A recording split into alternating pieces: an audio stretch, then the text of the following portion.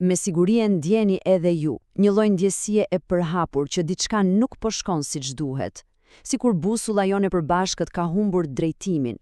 Jemi të rrethuar nga ndryshime marramense, nga një pasiguri e vazhdueshme.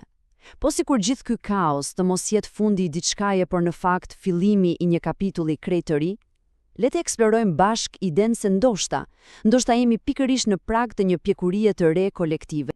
Kjo fjali besoj na flet të gjithëve. Është një ndjenjë që na shoqëron kudo, tek lajmet që shohim, në bisedat me miqt, e ndoshta edhe në ato momente të heshtura kur mbetemi vetëm me mendimet tona. Ato shtylla ku mbështetej bota jon, institucionet, ekonomia, madje edhe mënyrat si lidhemi me njëri tjetrin, duken të gjitha të lëkundura. E pikërisht kjo ndjesi e thellë pasigurie është pika jone nisjes. Dhe kjo nuk është thjesht një ndjenjë e vagullt, apo jo? Është një realitet që i shohim çdo ditë.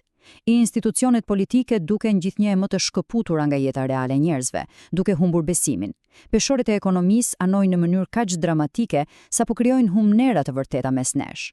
E ndërkohë, sfida të mëdha, si ato klimatike apo shëndetësore, duken si valë gjigante që na përplasen, duke na lënë me një ndjenjë pa fuqie. Gjithçka duket e lidhur, por në të njëjtën kohë tmerrsisht e fragmentuar. E po, përballë një panorame të tillë, është fare lehtë të arrish në një përfundim të vetëm.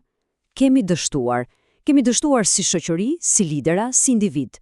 Duket sikur themelet po shemben dhe ne nuk dim çfarë të bëjmë. Por, prisni pak. Po sikur ky të mos jetë këndvështrimi i duhur. Po sikur t'jemi duke i bërë vetes pyetjen e gabuar. Këtu gjërat fillojnë e bëhen vërtet interesante. Le të provojmë për një moment ta ndryshojmë krejtësisht perspektivën. Po sikur gjithë këto çarje, gjithë këto tensione të mos jenë shenja të një fundi, por dhimbjet e një lindjeje. Po sikur kjo pasiguri t'je thjesht zhurma e një tranzicioni të madh historik. Pra, jo një dështim, por një kalim nga ajo që ishim drejt asaj që duhet të bëhemi. Kjo ide e ndryshon plotësisht lojën. E dini, historia është plot me momente të tilla. Provoni të imagjinoni konfuzionin kur shoqëritë fisnore po shpërbëheshin për t'u bërë kombe, ose kaosin kur bota bujqësore po i hapte rrugën fabrikave dhe qyteteve industriale. Çdo transformim i madh është shoqëruar gjithmonë me një periudhë ku e vjetra nuk funksionon më dhe e reja ende nuk ka marrë formë. Ndoshta, pa e kuptuar fare, ne jemi protagonistët e një pike kthese të ngjashme, në kalimin drejt një bote tërësisht të ndërlidhur. Një mënyrë mjaft e goditur për ta kuptuar këtë moment është ta shohim si një adoleshencë kolektive. Mendojeni pak. Si njerëzim, kemi zhvilluar një fuqi teknologjike të pabesueshme. Mund të komunikojmë në çast me çdo në planet, të ndryshojmë klimën, të modifikojmë vetjetën. Por a e kemi zhvilluar paralelisht edhe pjekurinë emocionale, morale dhe sociale për ta menaxhuar këtë fuqi të jashtëzakonshme? Jemi pak a shumë si një adoleshent që janë dhënë çelësat e një makine super të shpejtë, por ende nuk e kupton përgjegjësinë që vjen me të. Ky mospërputhje mes fuqisë dhe pjekurisë është në zemër të kaosit ton. Dhe kjo adoleshencë ka simptomat e saj, që në fakt i njohim shumë mirë. Nga njëra anë, shohim një shpërthim kreativiteti dhe inovacioni. Nga ana tjetër, shohim ndasi të thella, një polarizim të frikshëm, shpesh i ushqyer nga po ajo teknologji që supozohet të na lidh. Jemi më të informuar se kur, por njëkohësisht edhe më të pështjelluar.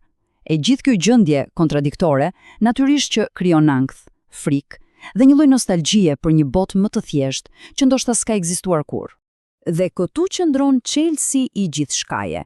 Këto tranzicione janë të vështira, nuk janë as pak të rehatshme, por ashtu si një far ka nevojë për presionin dhe errësirën e tokës për të mbirë, edhe shoqëritë kanë nevojë për presionin e krizës për t'u transformuar. Pikërisht në këto çarje të sistemit të vjetër, në këtë kaos të dukshëm, lind mundësia për diçka krejtësisht të re. Kjo nuk është një shenjë dobësie, por një domosdoshmëri e rritjes. Pra, ndoshta nuk duhet ta shohim krizën si armikun, ndoshta kriza është thjesht një pasyrë e pamëshirshme që na tregon me një qartësi brutale se cilat ide, cilat zakone dhe cilat struktura nuk na shërbejnë më. Na detyron të ndalemi dhe të pyesim, çfarë po na tregon kjo pasyrë për mënyrën si jetojmë, për vlerat tona? A jemi gati ta shohim reflektimin ton? Mirë, atëherë, si ecet përpara në këtë udhtim? Duket se ka 3 hapa thelbësor. Së pari, pranimi.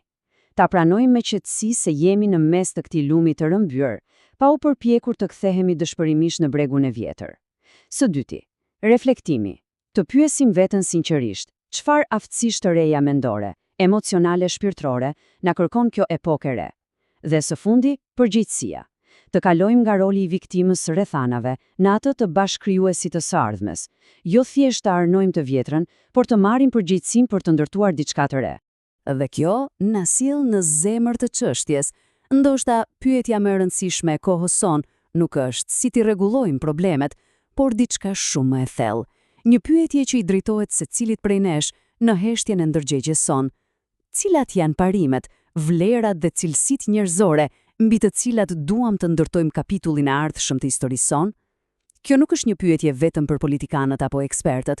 Kjo është pyetja që jep kuptim adoleshencës son kolektive. Kjo është thirrja jon drejt pjekurisë.